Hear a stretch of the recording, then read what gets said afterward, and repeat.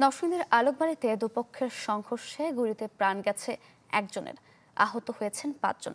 ঘটনার বিস্তারিত জানবো, সরাসরি যুক্ত হচ্ছেন সহকর্মী সঞ্জিত সাহা। সঞ্জিত, কেন এই সংঘর্ষ, আহতদের এখন কি অবস্থা, নিহতের পরিবার কি বলছেন? সারিকার নরসিংদীর দুর্গম চলাঞ্চল আলোকবাড়িতে দুই দল গ্রামবাসীর সংঘর্ষে কিন্তু ঈদন মিয়া নামে একজন মারা গেছে।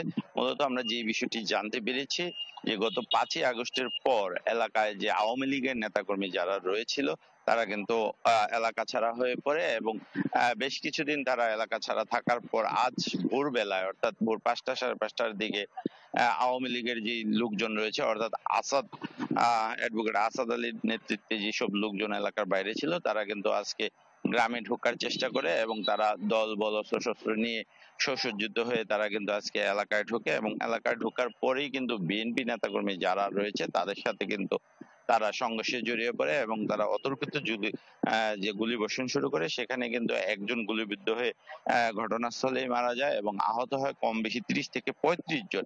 এর মধ্যে 5 থেকে 6 জন গুলিবিদ্ধ হওয়ার খবর পেয়েছে এবং আহত যারা রয়েছে তারা কিন্তু নরসিংদী সদর হসপিটালে কিন্তু চিকিৎসা নিচ্ছে। এর মধ্যে 3 জনকে কিন্তু মুমূর্ষু অবস্থায় ঢাকা মেডিকেল কলেজে হসপিটালে পাঠানো হয়েছে।